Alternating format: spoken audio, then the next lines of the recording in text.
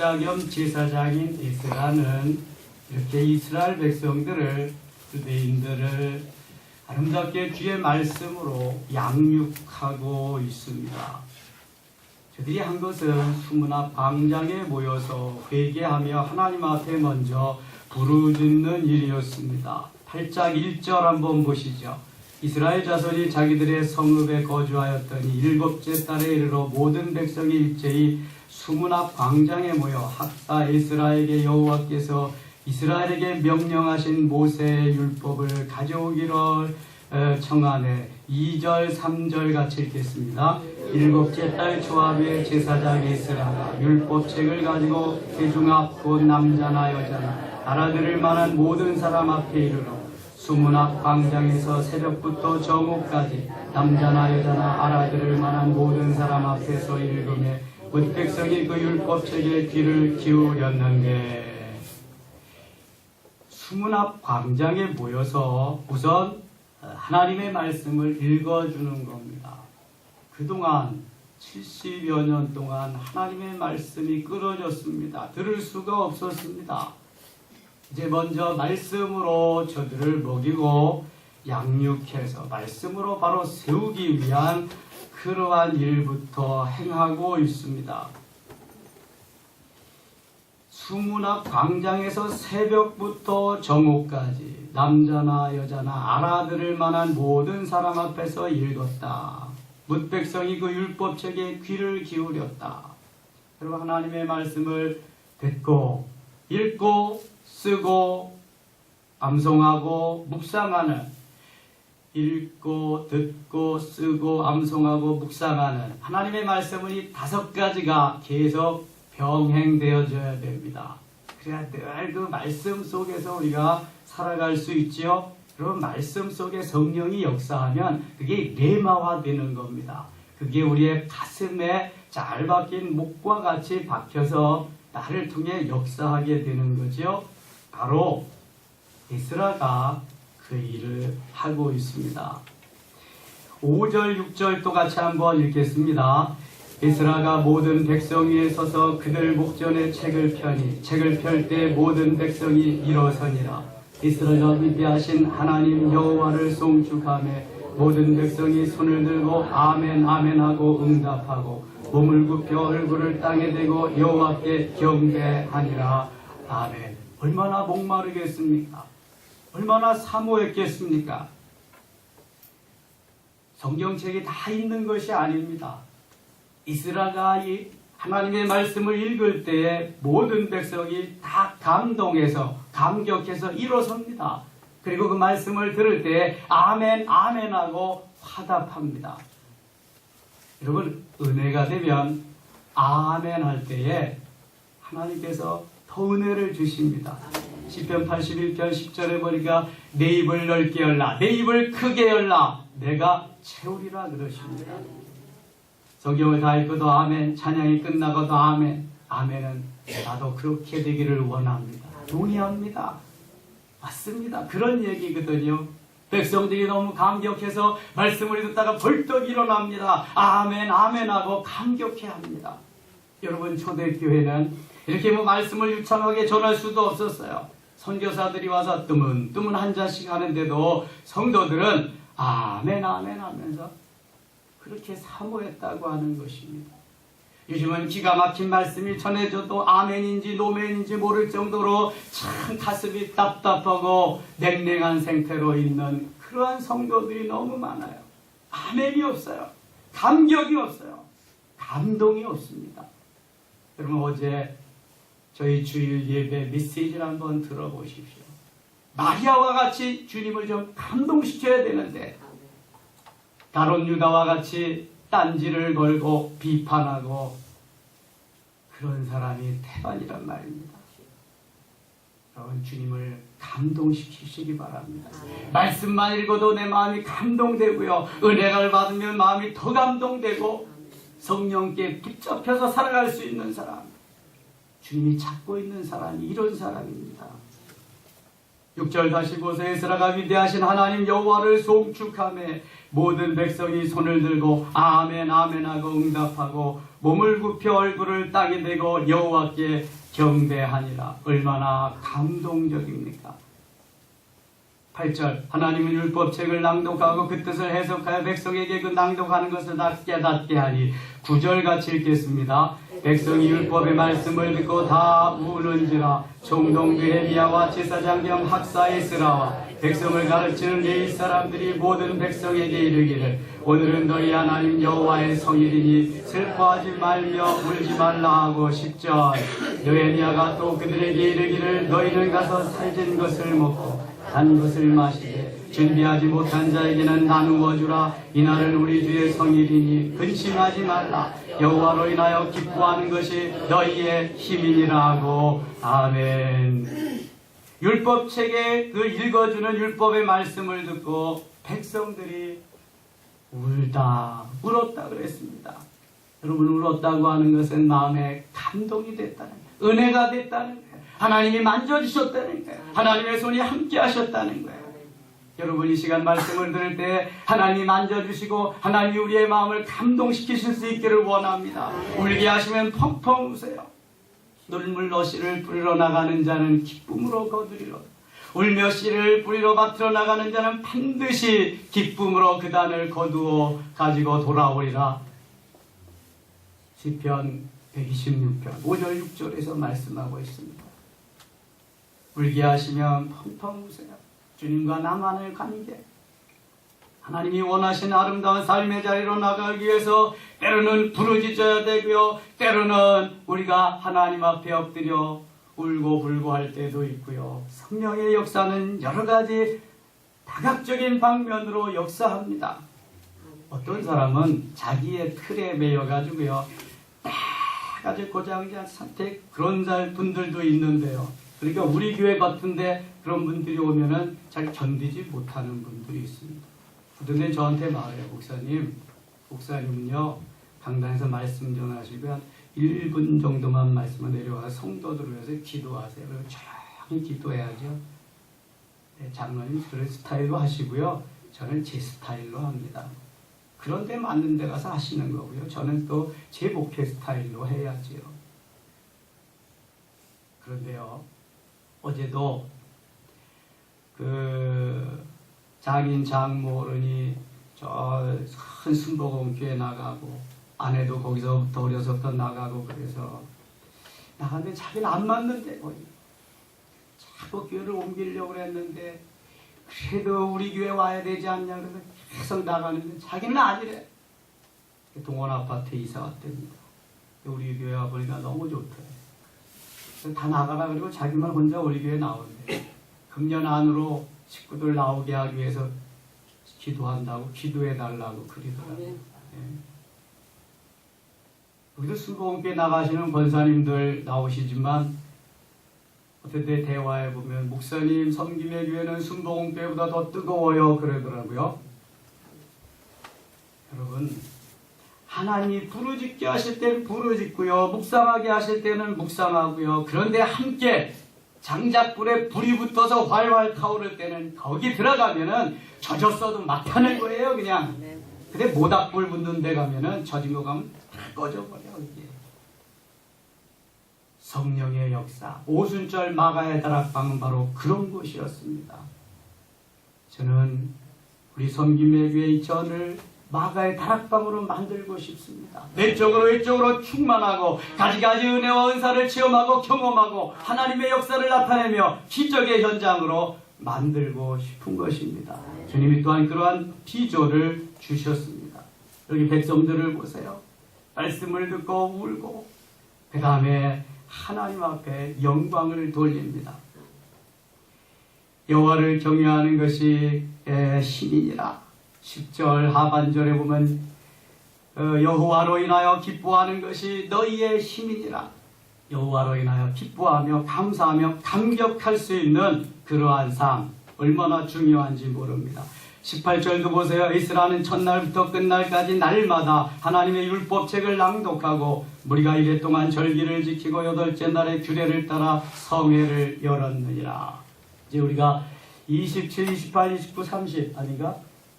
28일부터 31일까지 하는 거기에는 날마다 3박 4일 동안 시간마다 밥 먹는 시간 빼고 몇 시간 잠자는 시간 빼고는 성경을 통독하며 일독할 겁니다. 저도 회비 내고 똑같이 참여할 것입니다. 그때는 새벽 기도에도 그렇게 통독하는 시간이고 수요일 날도 통독하는 시간입니다. 혹시 함께 동참하지 못한 분들도 그때는 함께 오셔서 함께 성경 통독의 맛을 한번 느껴보는 시간입니다. 기도하며 준비하시면 많은 은혜 주실 줄 믿습니다. 9장에 가면은요, 이 에스라가 하나님이 우리 민족을 어떻게 사랑하시고 어떻게 인도하셨는가를 마치 사도행전 7장의 스데반 집사님이 말씀을 전하는 그 모습같이 아브라함 때부터 쫙 이야기를 말씀을 하시는 것을 보게 됩니다. 9장 12절 보시죠. 낮에는 구름 기둥으로 인도하시고 밤에는 불 기둥으로 그들이 행할 길을 그들에게 비추셨사오며 또 시내산에 강림하시고 하늘에서부터 그들과 말씀하사 정직한 규례와 진정한 율법과 선한 율례와 계명을 그에게 주시고 거룩한 안식일을 그들에게 알리시며 주의 종 모세를 통하여 계명과 율례와 율법을 그들에게 명령하시고 16절 말씀 같이 읽겠습니다. 그들의 굶주림 때문에 그들에게 양식을 주시며 그들의 목마름 때문에 그들에게 반석에서 물을 내시고 또 주께서 이쪽에 손을 들어 맹세하시고 주겠다고 하신 땅을 들어가서 차지하라 말씀하셨사오나. 아멘. 그들의 굶주림 때문에 그들에게 양식을 주시고 이때 주신 양식이 뭐죠? 만나입니다. 아침 이슬과 함께 하늘에서 만나가 내렸습니다. 사람들이 일어나서 나와서 보니까 희끗희끗한 그러한 것들이 이슬과 함께 내렸는데 이것이 무엇이냐? What's this? 이것이 무엇이냐? 그게 만나의 뜻입니다. 이것이 무엇이냐?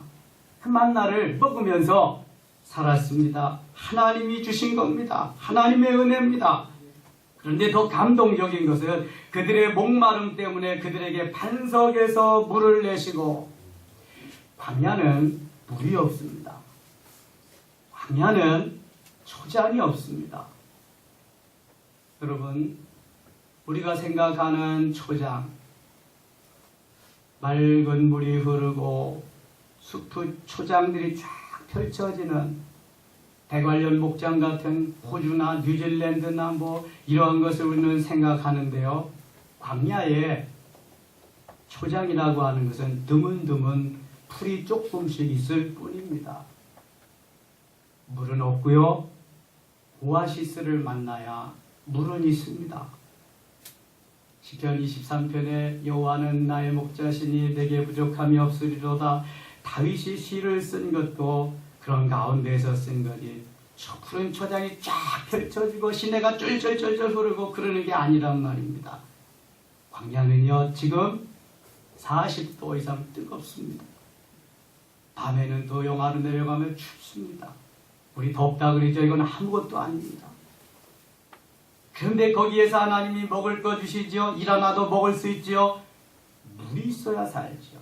그리고 물 하루만 없어 보세요. 요새 살 수 있을까요?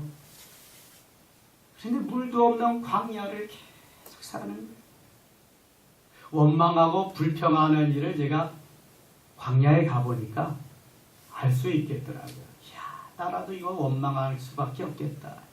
이렇게 뜨거운데 물도 안 뜨고 목 죽일 게 있어야 돼. 이렇게 물이 있어야 맛있잖아요. 그래야 다시 힘을 얻는데 그게 안 되는 거예요. 그래서 하나님께서는 목마름 때문에 그들에게 반석에게 물을 내게 하시고 반석에서 물을 내시고 저는 이 반석에서 물을 낸다고 할 때 참 뭐 그냥 스쳐가면서 이렇게 읽고 그렇게 그냥 느끼고 그랬는데요. 시편 78편 15절 16절 보면은 거기 얼마나 감동적으로 표현해 놨는지 시편 78편 한번 찾아보겠습니다. 시편 78편 15절 16절 859쪽 되겠습니다.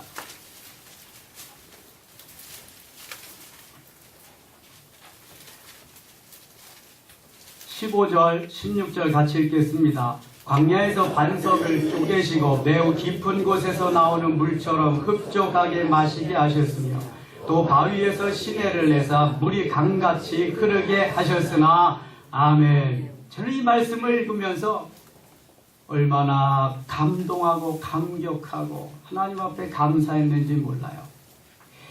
출애굽한 이스라엘 백성들이 60만입니다. 민수기 1장 46절에 보면 60만 3,550명입니다. 레위지파 빼고 20세 이하 빼고 남자 20세 이상만.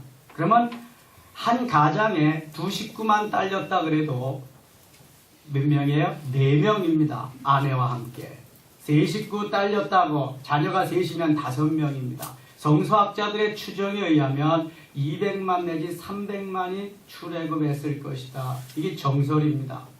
200만 내지 300만이 출애굽해서 마실 수 있는 물은 과연 바위를 구멍을 뚫어서 하셨을까? 호수도 없었겠지만 어떻게 200만 내지 300만이 물을 마실 수 있었을까? 저는 늘 궁금했어요. 바위에서 물을 내게 하시긴 하셨는데 어떻게 하나님이 물을 내셔서 저 많은 사람들이 먹을 수 있었을까? 그런데 그 해답이 오늘 15절에 있더라고요. 광야에서 반석을 쪼개시고 매우 깊은 곳에서 나오는 물처럼 흡족하게 마시게 하셨으며 또 바위에서 시내를 내사 물이 강같이 흐르게 하셨으나 할렐루야, 바로 이거구나. 하나님이 바위를 쪼개셨습니다. 쪼개셔서 쪼갠 바위에서 물이 그냥 폭포수와 같이 막 흘러 넘치는 거예요. 그래서 시내를 흐르고 강을 흐르는 거예요. 300만이 되는, 200만 내지 300만이 되는 이스라엘 백성들이 그 시내가에 강가에 다 들어가가지고 물도 마시고 목욕도 하고 세탁도 하고 할렐루야. 제가 이것을 깨닫고 나니까요 막 흥분되는 거예요. 그래, 이거다. 매일 쫄쫄 나오는 수돗물만 마셔가지고는 안 된다, 이거.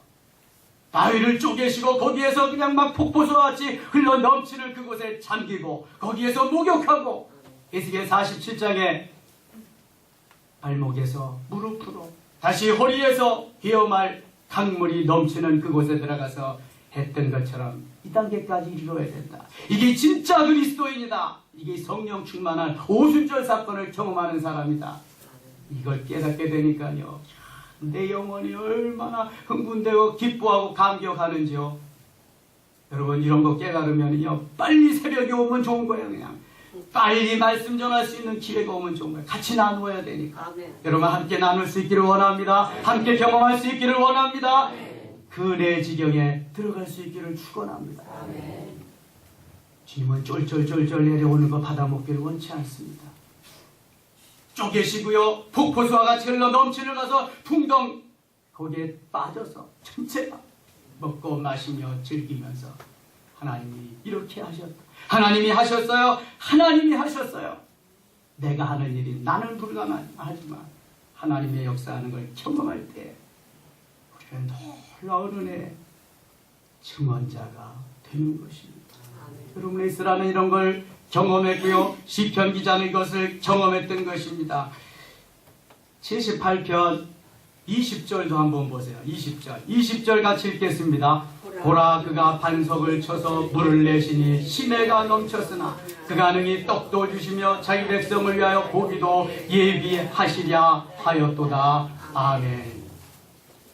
반석을 쳐서 시내를 내고 시내가 넘치게 하신 분이 떡을 주시지 않겠느냐? 그분이 고기도 주시지 않겠느냐? 다 예비하시리라. 사랑하는 여러분, 그냥 맛만 보지 맙시다. 쫄쫄쫄쫄 흐르는 감질나게 살지 맙시다. 이제는 풍덩 뛰어들어서 온몸을 적십시다. 내 몸을 다 잠가서 헤엄할 정도로 하나님 이만하면 됐습니다. 이제 충분합니다. 저는 예수님으로만 만족합니다. 이제 이렇게 살겠습니다. 증거하며 살겠습니다. 감격하며 살겠습니다. 계속해서 예수님을 감동시키려 합니다. 여러분, 이런 마음 가지고 한번 살 마음은 없으십니까? 저는 늘 그렇게 살았으면 좋겠어요. 성령께 붙잡혀서 주님께 수종들며 감동해서 주님의 마음을 감동시키는 그러한 삶을 제가 지난주에 재직하면서도 그랬습니다. 나는 좋은 집에 살고 싶은 마음도 없고요. 좋은 차 타고 싶은 마음도 없습니다. 그러나 내 소원은 우리 성도들이 정말 은혜 받고 정말 주님이 주시는 은혜 속에서 아름답게 성장하고 성숙해서 행복하게 복되게 사는 것입니다. 아멘. 그게 제 소원입니다. 아멘.